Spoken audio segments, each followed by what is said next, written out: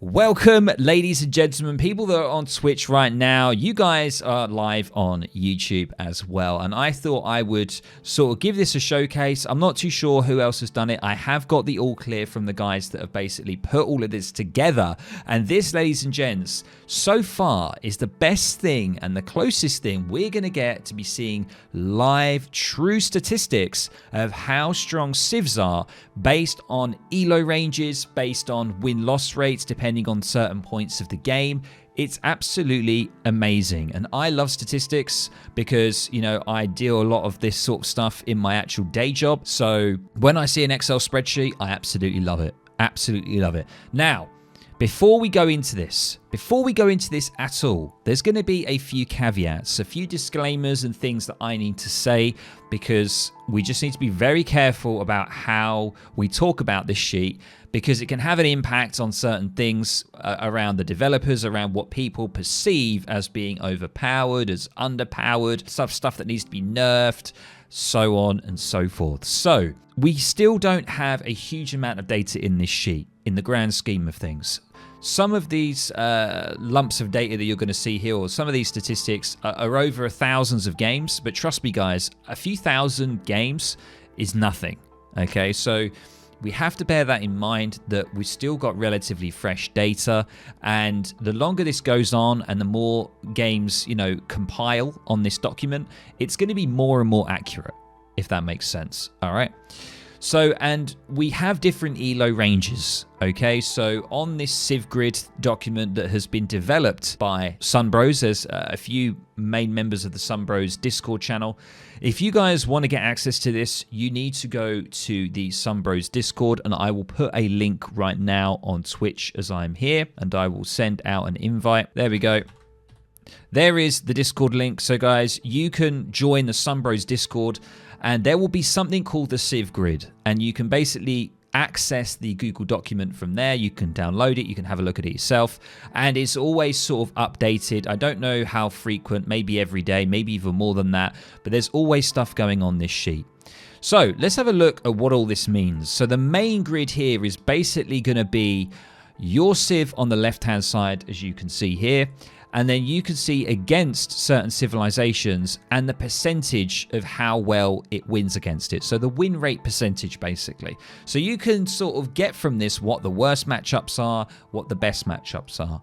Now, of course, there are going to be some outliers. There are going to be some 0%. And that's pretty much where we don't have any data for that matchup yet. So it actually hasn't occurred. I mean, look at all the combinations that you have for these matchups. It's kind of wild. This is the first tab here. You got to bear in mind what's on the bottom here. So you can see it's 1100 plus, and it's the all time. So this is 1100 plus elo range. So this is anything including from 1100 and beyond. Okay.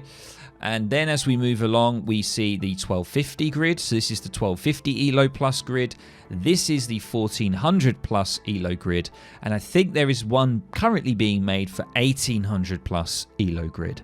And obviously you will start to see as we go through them, there are, you know, there's huge differences between the elo ranges, and this is what I've always been saying straight from the start. Whenever I do my kind of tier list, you know, my Civ tier list, what's the best 1v1 ranked Civ tier list kind of video, there's a lot of things you got to think about, and some Civs will be stronger in certain elo ranges compared to others.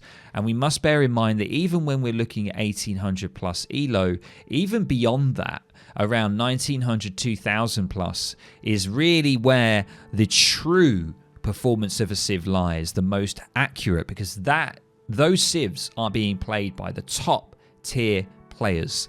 However, the downside with that is we don't have a huge amount of data, because think about it, how many people of that level play games every day, you know? So this is constantly capturing that data of all 1v1 ranked games that are going on. Okay, and you can look at the raw data. There is a raw data tab right here, and this is it, guys. So this is what you can see. So you can see that's constantly being downloaded in here is the matchup, the two Civs, their elos, and then you'll have other hidden columns in here that shows you what the winner of those games are. It will tell you what map it's on. It will tell you the game time, the final game time. And of course, along here is where the pure data is along the right-hand side. You can see all of the Civ win percentages, loss percentages, and it's kind of insane. You can spend a lot of time going through this and getting some understanding. Now, there is something here that you want to take a note of, and it says the data is filtered before being added to the Civ grid. So before we actually look at it through here, for example, on the Civ grid, there are a few parameters that are put in that exclude certain games, and one of them is if the game is less than 4 minutes long.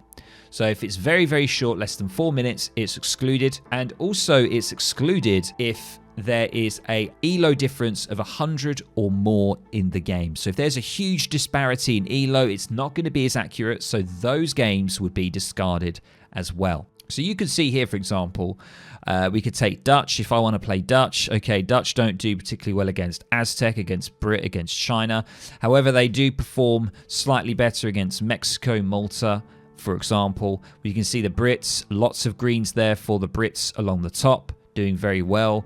And you can see that they only really seem to struggle a little bit against Aztec. And this is quite straightforward, guys. You know, it's the Civ grid, straightforward. It tells you the win rate percentage for the Civ against a particular matchup. If we go down here, we can see the Civ pick rate. Look at this donut here. We have a donut, and you can see that the largest pick rate of Civs. And this kind of makes sense at the moment. Ottomans being, I think, the highest there. 9.6% of the time Ottomans are picked. We have India at the moment. We have China. We have Brit. So they are, you know, some may say they are the strongest because they are the highest picked, but that's not necessarily the case. And of course, we're only looking at 1400 plus ELO and above. We're not looking at the top tier players, of course. And you can see here matchup quality. Now, this is like, you could say it's like a simple kind of algorithm. Basically, we have Civ score, which is down the right hand side here. And the Civ score, I don't know why it's not showing up the tiers there for some reason. It used to. It was showing the tiers, but it's not showing them just yet for some reason. I don't know why. I don't know if anything's been changed. But we can see the sorted Civ score. And this is based on a few things, okay? So you can see here Civ score is calculated by the win rate, matchup quality, and the consistency of performance. And they're saying that a balanced Civ score is 75. So that's kind of your middle range. And then anything above or below potentially may need some attention, or there may be something inherently good with that Civ or inherently bad.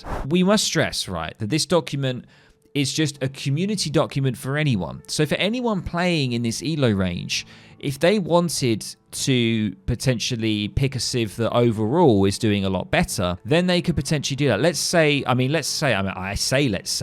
am around 1300 ELO. That's my ELO, right? So I would probably want to, if I wanted to improve, I might want to look at 1400 plus, or I might want to stick with 1250. And I might want to have a look at what the most commonly picked Civ is, and I might want to kind of go for that, or I might want to look at what the highest score Civ is, the highest win rate overall, and then I might want to make a decision if I want to try and do better to try and pick the better Civ, if that makes sense. Or if I'm playing a specific Civ, let's say I'm playing India, I might want to have a look and see what India struggles against. So it looks like India at the moment on the 1250 range struggle the most against Sweden at the moment, which is kind of interesting. So, you know, it's not just for that, but, you know, there's it can potentially work for that, if that makes sense. So let's go back to the Civ Grid 1400, right? So that's the sorted score. It's based on kind of three things. The win rate, which is standard, the matchup quality. Now, the matchup quality, I believe, is how close the ELO difference is of both players. So obviously, the further apart that ELO difference is, the matchup quality is going to be lower.